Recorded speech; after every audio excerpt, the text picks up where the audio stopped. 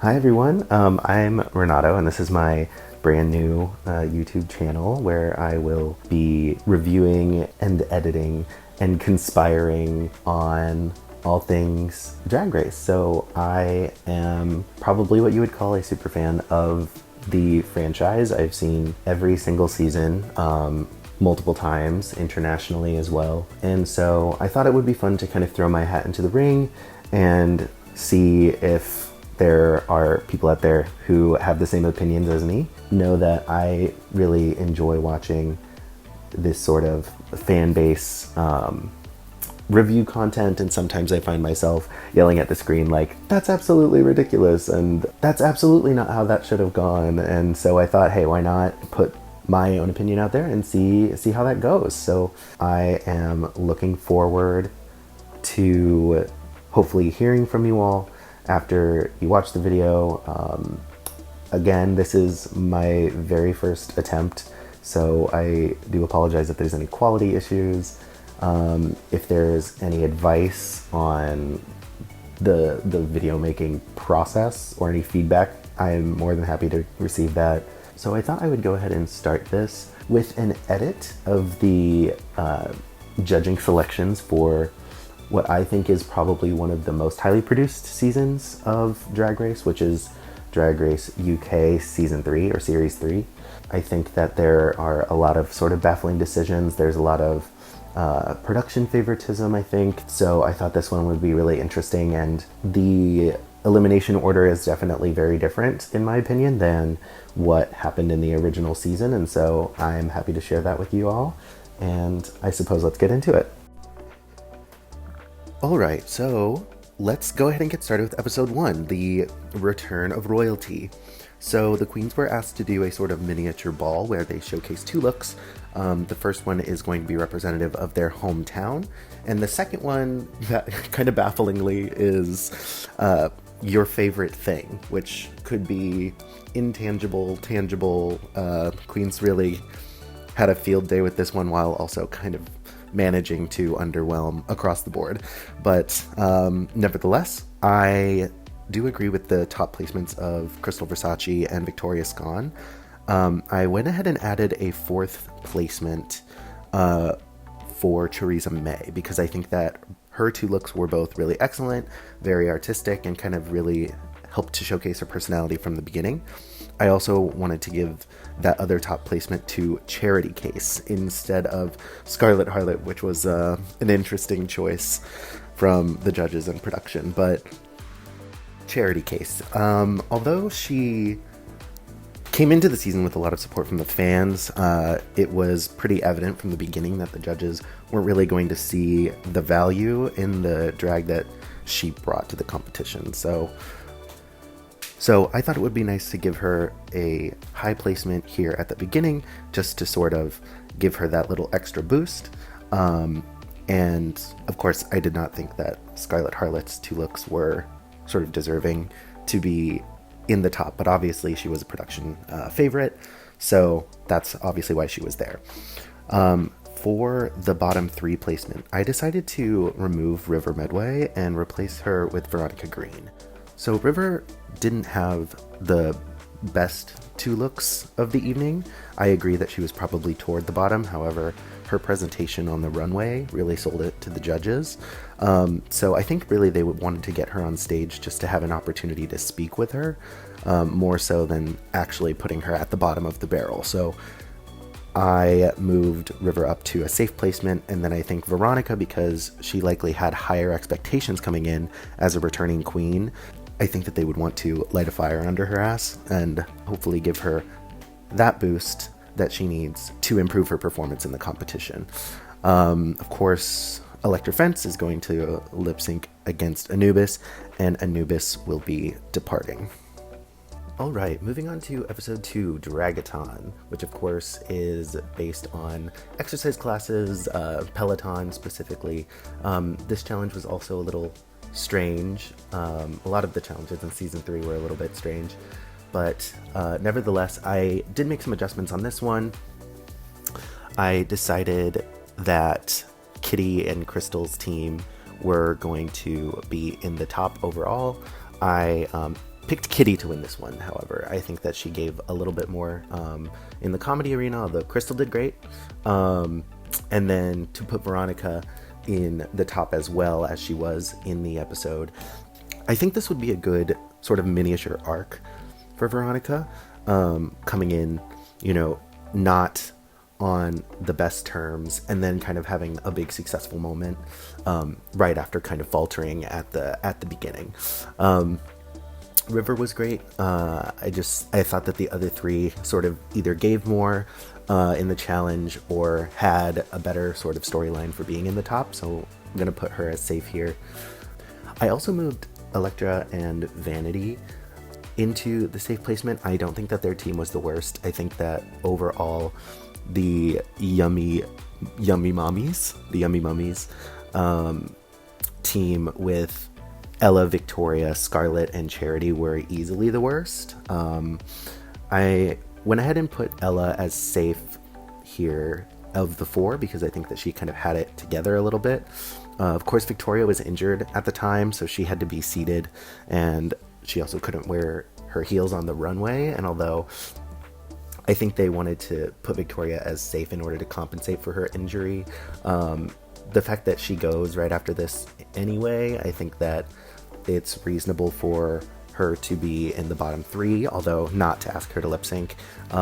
She also, her runway, because she had to wear sneakers, wasn't as elevated as it probably would have been with a different shoe and for her, her silhouette. But nevertheless, love Victoria. Unfortunately, she's going to leave after this episode, but she will return to Slay in Canada vs. the World Season 1. So I did put Charity in the bottom here. I did think that she and Scarlet were the worst. Also why I wanted to give her a high placement in the first episode so that she gets a little bit of attention before, unfortunately, going home. However, I think that this is probably the best sort of way things could play out for Charity on this season, because the longer and longer that she stayed in the competition, the more that the fans were sort of outraged that she wasn't getting seen, especially for her amazing runway package. So I think that this is probably for the best, although I, for one, am sad to see Charity go this early, because I do think that her runway package was incredible, especially the watches, like Tooth Fairy, Gold Fairy kind of look. That was my favorite one of hers, and I do think that she won the first lip sync against Scarlet for sure. I think that the second one was really, really close, but yeah, she wasn't seen by the judges in a meaningful way this season, so I think it's better that she just goes here.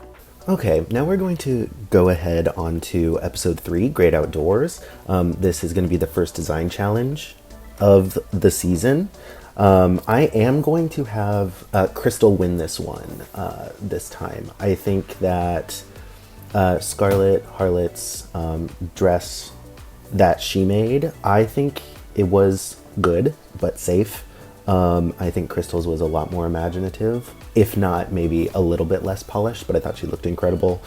The person that I'm going to bump up into the top is going to be River. I think that her first look with the maps was really cool, the dress, and I liked her second look as well that she crafted. I think that it looked really good, and it looked very different from everyone else's. Ella, I'm going to leave in the top here, I think just sort of by default. She didn't do a bad job by any means, but it was still solid. So I think that she, out of the queens remaining, was definitely a standout. So as I mentioned, I moved Scarlet down to safe. Kitty and Choriza I brought up from the low placement because I think that her dress was actually really well constructed. I wasn't exactly sure why she was the one chosen to be in the bottom, apart from the fact that she had been safe the previous 2 episodes, and they usually, within the first 3 to 4 episodes, they like to get an opportunity to speak to everybody, except for some more recent seasons when they've really been playing it fast and loose with some of the Queen's edits. But so I think that's why she took that low placement, maybe over Kitty. I feel like Kitty might have been a little bit more simple comparatively with the look she constructed. Of course, Elektra Fence is still here in this timeline, so I think that because mostly basing it off of her taste level in this season. I think that the judges really weren't jiving with what she was presenting fashion-wise, and I am actually not sure if she is a seamstress or not, but I think that it's just her eye that the judges didn't care for too much, considering she was in the bottom in the first episode. So although it doesn't quite matter too much who of the bottom three ends up lip syncing, because I have decided to go ahead and give the two a double Shantae. I think regardless of the pairings within the three, whoever ends up in the bottom, I think that they would serve a great lip sync. And because we're one person down already, it makes for a good redemption storyline for Veronica as well. So that is what I went ahead and decided to do for episode 3. Also, I think that this season was a little strange, and it felt very off kilter because of the consistencies, similar to season 14, where you have a queen accidentally removed from the competition, then you have double Shantaes, then you have a double sachet, and I think that it just felt very odd as a viewer to watch. So because we've already said goodbye to one of the queens on this episode, and because we know that the lip sync that was delivered here was quality, I'm going to go ahead and keep both Veronica and Vanity, or Elektra, whoever would be in the bottom, and we're going to move on to episode 4. Now moving on to episode 4, which is Big Drag Energy. That's the girl group number. This one, there's not really too much to say. Not changing a whole ton. Of course, the team consisting of Choriza, Ella, River, and Vanity are all going to win the challenge, as they did in the episode. Kitty's going to be safe. Because we have Veronica and Elektra still here, this is how I think that they would place. It's not entirely clear how the teams would get chosen this time around, given these two new queens, but the storyline for this episode was the two factions kind of being the winners of the episodes were the underdogs going in. And I think the fact that Elektra is a crazy, insane dancer, and the fact that Veronica is a great live performer as well, as we saw in the Cats musical in season 2, I think that they would probably decide to join Kitty and Crystal and Scarlet. I also think that Ella and Veronica would probably have more of the rival storyline they teased in the first episode. And so I think that either they wouldn't want to be on the same team, or production would not want them to be on the same team. However, I think that Veronica would do a great job. And while I think Elektra would probably be proficient in the challenge, in the Dragaton challenge, the judges critiqued her for having too much energy and sort of like going at full speed ahead. And I think that that's probably a critique that we would hear this time, since she was safe in the Dragaton challenge. Scarlet, of course, is going to be in the bottom again. And then Crystal is just low, basically on a technicality. I think they thought her performance was just a little bit basic compared to Kitty's, which was really funny. And what I think Veronica would be able to pull out, because she's also a songwriter. So I think that she would really succeed here.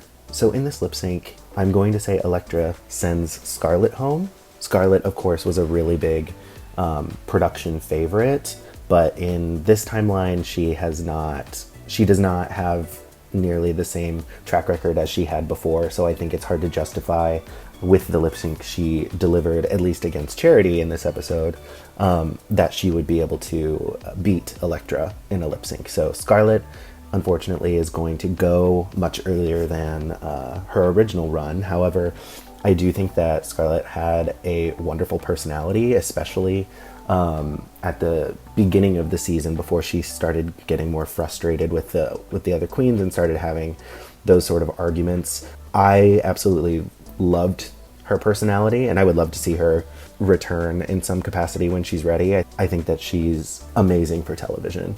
Okay, so now we're going to move on to episode 5, which is the disaster of an episode that was Drag Alexa. Of course, trying to make their own branded version of Alexa while in teams. So I'm not really sure how you would brand it to an individual, but anyhow. So we still have Veronica and Elektra Fence here. I didn't think when I was planning out this season that I would see Electra make it this far, although I feel like it is deserved. I think that just being the lip sync assassin and not having to face off against Vanity yet really helps her stick around a little bit longer, even though she unfortunately doesn't have any really high moments or really standout moments, where the standout moments really are her lip syncs. So I'm glad that she gets to showcase more of that. I know that Drag Lexa as a challenge and as an episode originally did not have any winners. However, I think that if the Shakespeare challenge in season 7 can get a winner, I think that Drag Lexa can.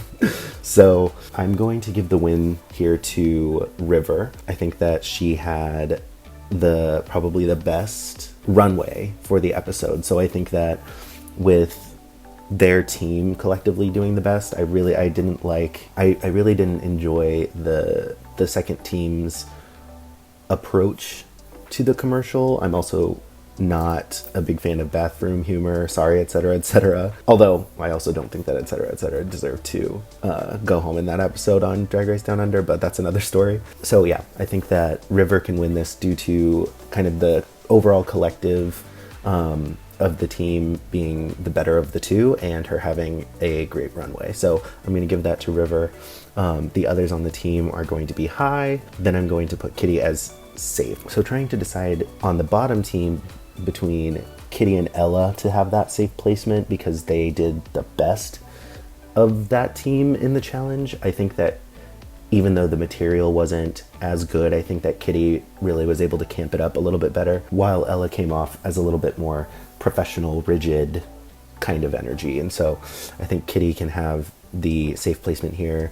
Ella can be low, although honestly they're probably interchangeable because Choriza, I think, unfortunately was really the worst of this challenge. I think that she was firing on all cylinders and it was like way too much energy. I also think this is where we say goodbye to Electra Fence finally, because I think that without any standouts, of which everybody else so far that's remaining on the cast has had a standout moment, and being in the worst of the two teams, I think that Electra would be the natural choice for the judges to put into the bottom, especially for a song that is more of a like cabaret ballad, not as high energy as some of the other songs that she got to perform. And I think that this is kind of the opportunity to get her out the door. And I think Choriza would really excel at Big Spender as a song. And so I think this is where we would say goodbye to Electra Fence. I mean, she has sort of like hit the cap of the number of lip syncs that you are afforded before you are sent home, sort of regardless of your performance. So yes, Electra is going to depart here, although I'm really glad that she was able to have several more episodes to showcase.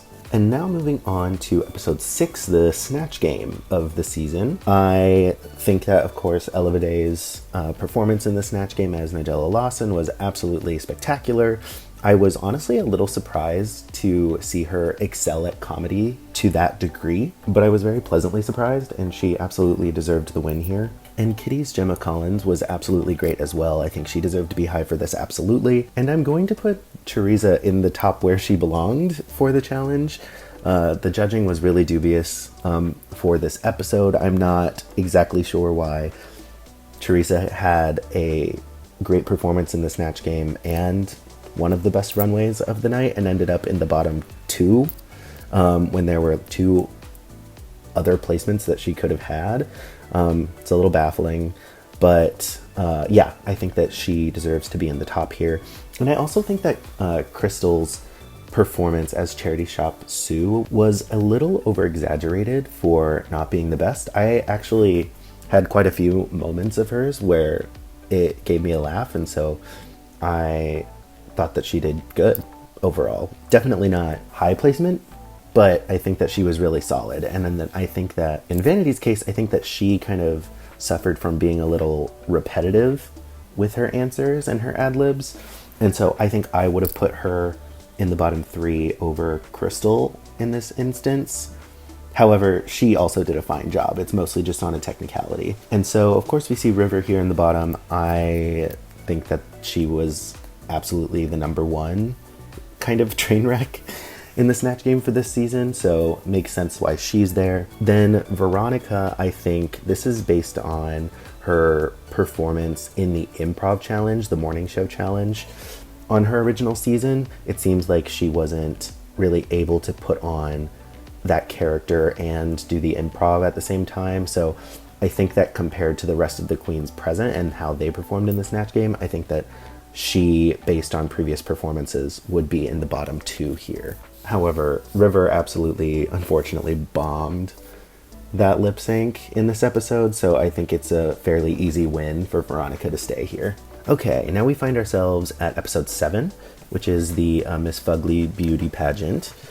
I think for this one, I know that at the time it was a little controversial for Kitty winning this challenge, although she did a wonderful job. I think pretty much everybody did a great job except for Scarlett, unfortunately, but she's not here in this timeline. So I personally think that I would give the win to Crystal Versace, especially for her final look, which was so incredible. And considering that none of the looks had to be necessarily made on site, they were based on mixed separates, essentially. Strangely enough, interacting with charity shop Sue, who Crystal had played in the previous episode in Snatch Game. But I think that Crystal is going to get the win here, with Kitty and Ella being high.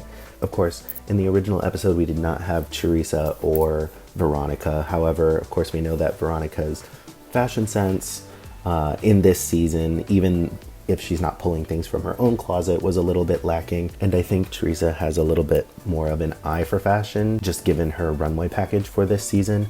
And so whether she's placed low or whether she's safe, I don't think that she would be one of the clear bottoms. And so that is going to put us with Vanity and Veronica. And of course, Vanity is going to send Veronica home in the incredible lip sync that she performs to Scandalous. However, it's good to see Veronica make it further into the season, especially after unfortunately having to withdraw from her previous season. So I'm glad that she has a little bit more time to get to show off some more of her talents.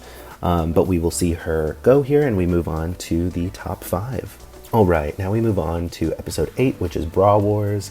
Acting challenge, obviously based off of Star Wars and kind of Star Trek and kind of Doctor Who and all of these different things. I think because we have a top 5 here, not a top 4, of course, disregarding the fact that they would have to probably like create a character for that, or maybe they would make the like Dalek type of thing from Doctor Who into a character. I'm not exactly sure, but hypothetically speaking, I think that they would make this an elimination episode, since they would still be able to go down to the top 4 next episode. I think that the best performance in this challenge was Kitty. Although Ella did a wonderful job, I think that Kitty should take the win here.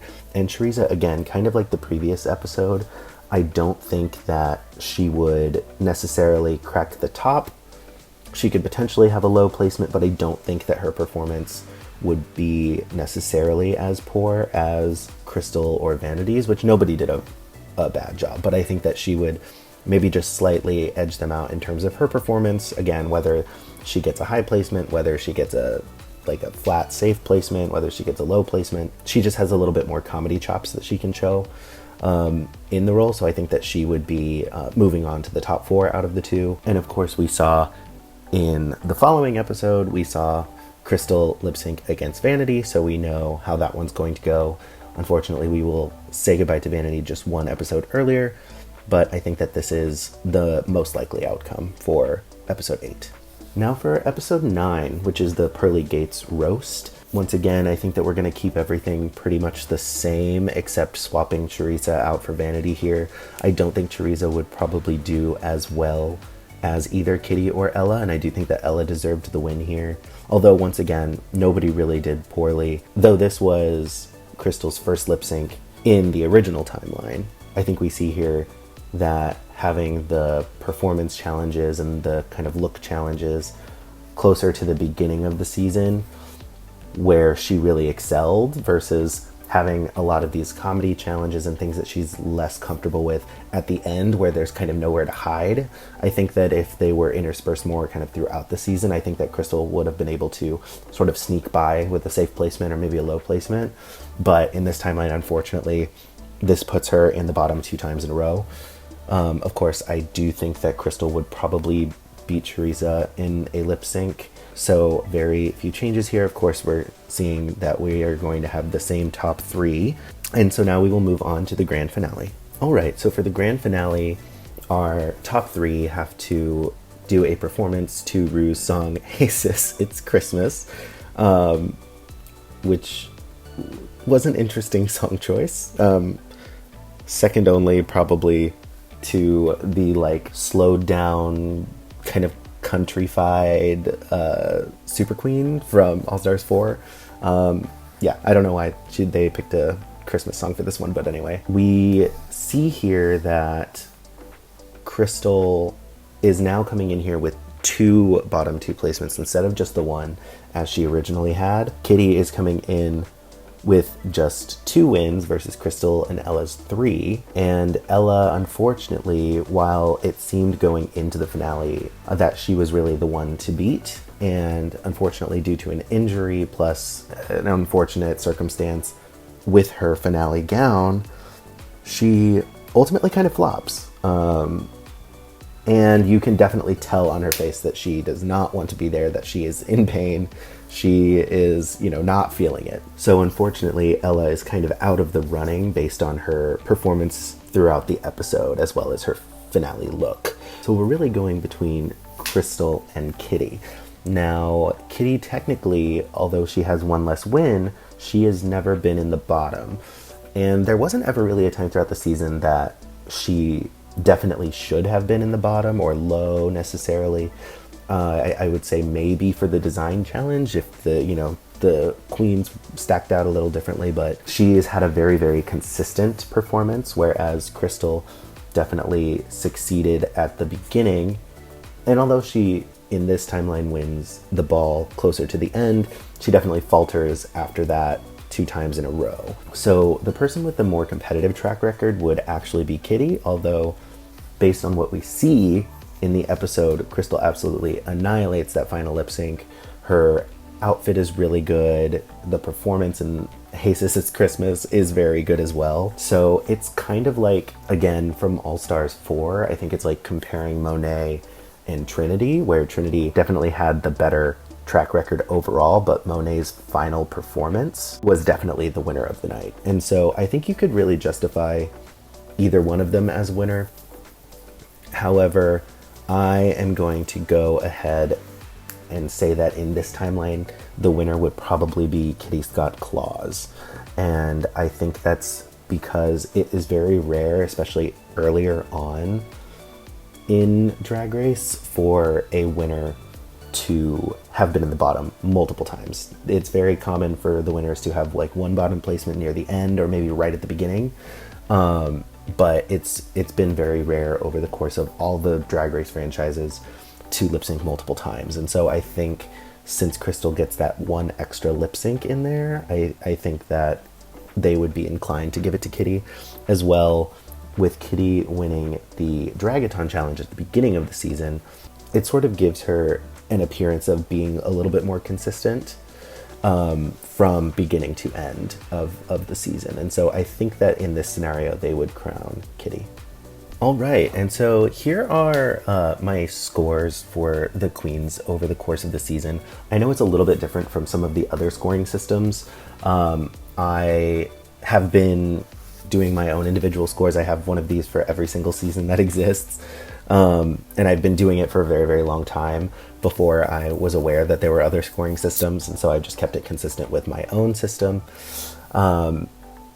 Something to note, apart from it being 1 to 6 instead of 0 to 5, I believe it is, I don't give points for mini challenge wins because I find that comparative to the performances in the main challenges, a lot of times mini challenges are purely for either like a story arc redemption or in order to set up some drama or something like that. It's not as merit-based. necessarily all the time as the main challenges.